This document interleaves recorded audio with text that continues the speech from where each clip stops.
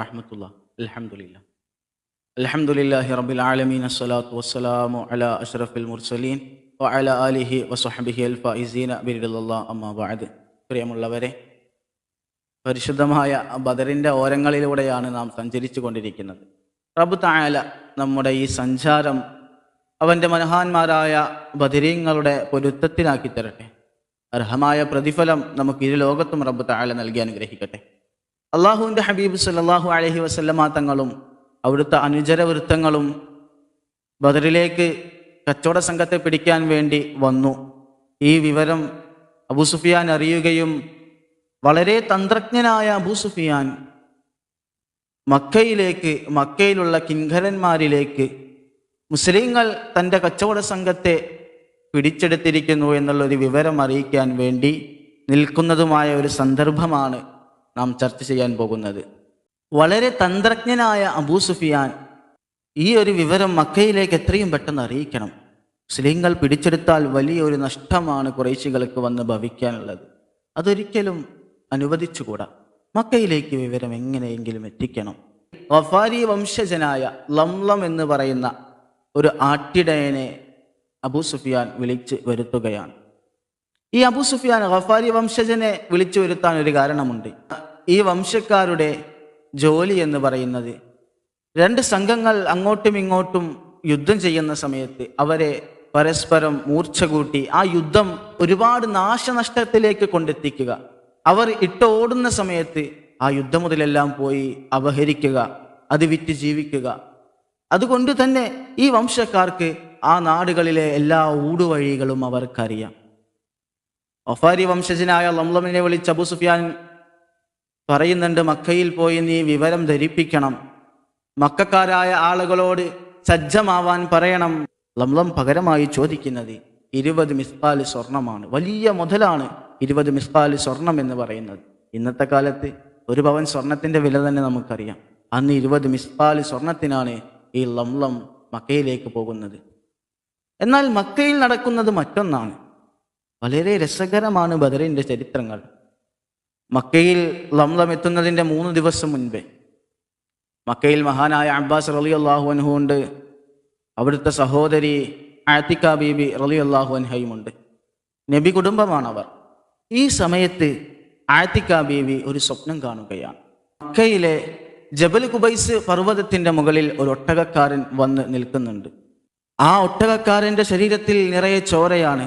ആ ഒട്ടകക്കാരൻ ഒരു കല്ലെടുത്ത് ആ പർവ്വതത്തിൻ്റെ മുകളിൽ നിന്നും താഴേക്കിട്ടു. അത് മക്കയിലുള്ള എല്ലാ വീടിൻ്റെ മുകളിലേക്കും വന്ന് വീണു ആ കല്ലിൻ്റെ ചീളകൾ. മക്ക അടപടലം തകർന്നുപോയി. മക്കയിലുള്ള വീടുകളെല്ലാം ആ കൽച്ചീളുകൾ വന്ന് പതിച്ച് തകർന്നുപോയി. പെട്ടെന്ന് നെട്ടി ഉണർന്നു. വളരെ ഭയാനകമായ ഒരു സ്വപ്നം, എന്തോ സംഭവിക്കാനിരിക്കുന്നു. ഈ ചർച്ച ഇങ്ങനെ നടക്കുകയാണ്. മഹദിയായ ആതിക ബീവിയുടെ മനസ്സിൽ ഇങ്ങനെ ആദി നിറഞ്ഞു വരികയാണ്. അബ്ബാസ് റളിയല്ലാഹു അൻഹുവിനോട് വിഷയം ധരിപ്പിച്ചു ഒരു വേള. അബ്ബാസ് റളിയല്ലാഹു അൻഹു അദ്ദേഹത്തിൻ്റെ മനസ്സിലിരുന്ന് ഇങ്ങനെ പുകയാൻ തുടങ്ങി. പുകഞ്ഞത് നീറാൻ തുടങ്ങി. എന്തായിരിക്കും കണ്ട സ്വപ്നത്തിൻ്റെ പൊരുൾ? മക്ക തകരാൻ പോവുകയാണോ? മക്ക നശിക്കാൻ പോവുകയാണോ?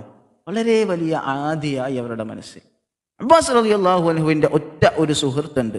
മക്കയിലെ കിങ്കരനായ വലീദാണ് അബ്ബാസ് റളിയല്ലാഹു അൻഹുവിൻ്റെ ഉച്ച സുഹൃത്ത്. ഒരു ദിവസം അബ്ബാസ് റളിയല്ലാഹു അൻഹു ഇങ്ങനെ നടന്നു വരികയാണ്. വലീദിനെ കണ്ടു, മൈൻഡ് ചെയ്തില്ല.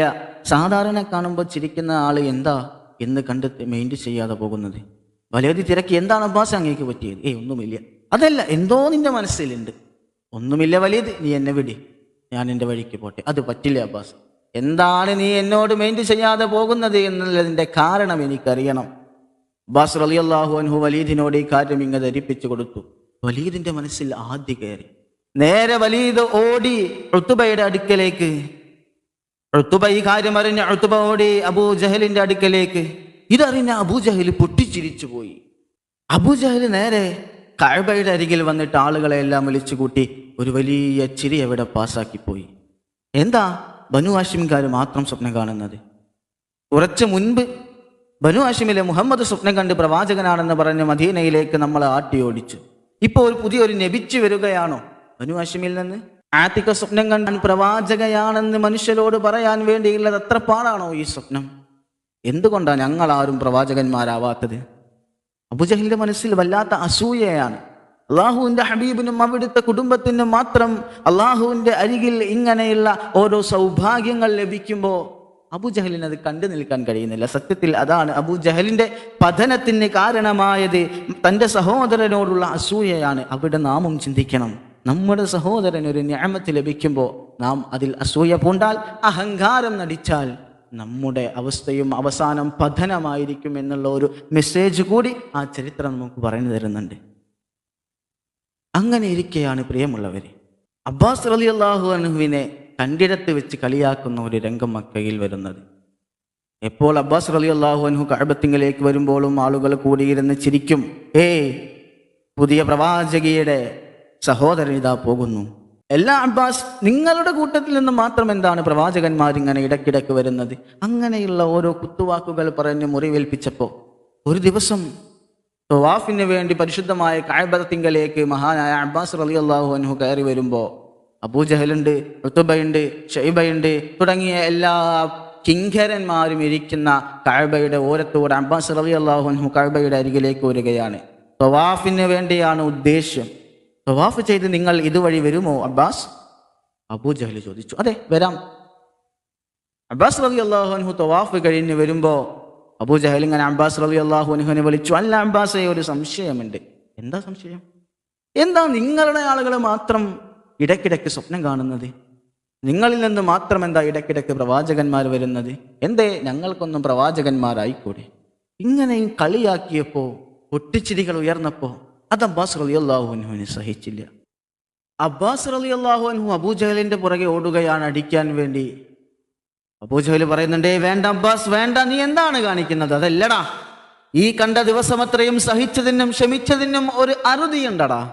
ഇന്ന് ഞാൻ നിന്നെ വെറുതെ വിടില്ല. ഈ ഒരു സമയത്താണ് മക്കയിലെ ജബൽ ഖുബൈസ് പർവ്വതത്തിന്റെ മുകളിൽ നിന്നും ഒരു അട്ടഹാസം കേൾക്കുന്നത്. യാ അഹ്ല ഖുറൈശ്, നിങ്ങൾക്ക് നാശം, നിങ്ങൾക്ക് നാശം, ഖുറൈശികളെ നിങ്ങൾക്ക് നാശം ഭവിക്കാൻ പോകുന്നു. മക്കക്കാരായ ആളുകളുടെ സമ്പത്ത് മുഴുവനും മുസ്ലിങ്ങൾ കൊള്ളയടിച്ചിരിക്കുന്നു, നിങ്ങൾക്ക് നാശം. ഇത് പറയുന്നത് അബൂ സുഫിയാൻ പറഞ്ഞയച്ച ലംലമാണ്. ലംലം പറയുന്നത് വെറുതെ അല്ല. ഈ ലംലമിന്റെ അപ്പോഴത്തെ വേഷം, ആ വേഷത്തിൽ മുഴുവൻ ഒട്ടകത്തിന്റെ ചോരയുണ്ട്. ലംലം കൊണ്ടുപോയ ഒട്ടകത്തിന്റെ ഒരു ചെവി അറുത്ത് അതിൽ നിന്നും ചോര ഇങ്ങനെ ഒലിക്കുന്നുണ്ട്. ആളുകളെല്ലാം പരിഭ്രാന്തരായി. 3 ദിവസം മുൻപ് ആത്തിക കണ്ട സ്വപ്നം, ആ സ്വപ്നം പ്രബലമാവുകയാണോ? ആ സ്വപ്നം പ്രാബല്യത്തിൽ വരാൻ പോവുകയാണോ? മക്കക്കാരായ ആളുകളുടെ സർവ്വ സമ്പത്തുമായിട്ടാണ് അബൂ സുഫിയാൻ ഇബ്നു ഹർബ് ഷാമിലേക്ക് കച്ചവടത്തിന് വേണ്ടി പോയിരിക്കുന്നത്.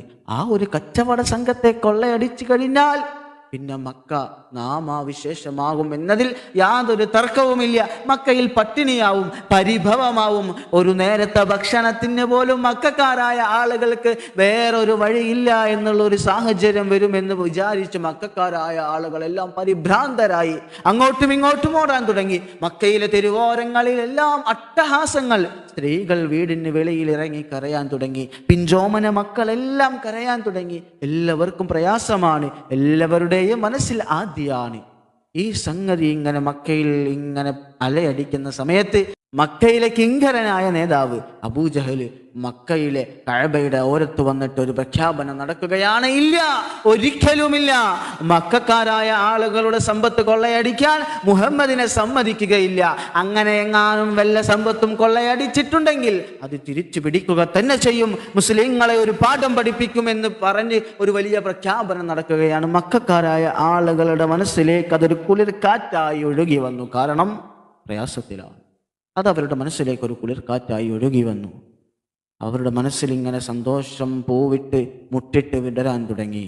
അബൂജഹൽ ഒരു കാര്യം തീരുമാനിച്ചിട്ടുണ്ടെങ്കിൽ അത് നിറവേറ്റുമെന്നതിൽ യാതൊരു സംശയവുമില്ല എന്നുള്ളത് എല്ലാവർക്കും അറിയാം.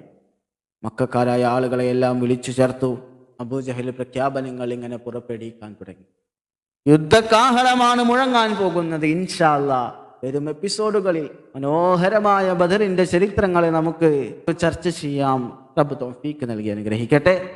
നമ്മുടെ ചാനൽ ആദ്യമായാണ് കാണുന്നത് എങ്കിൽ സബ്സ്ക്രൈബ് ചെയ്യാനും തൊട്ടടുത്ത് കാണുന്ന ബെല്ലൈക്കൺ കൂടെ എനേബിൾ ചെയ്യാനും പ്രിയപ്പെട്ടവരിലേക്ക് എത്തിച്ചു കൊടുക്കാൻ പ്രിയമുള്ളവർ ശ്രദ്ധിക്കുമെന്ന് മാത്രം ഉണർത്തിക്കൊണ്ട് അസ്സലാമു അലൈക്കും വറഹ്മത്തുള്ളാഹി തആല വബറകാതുഹു.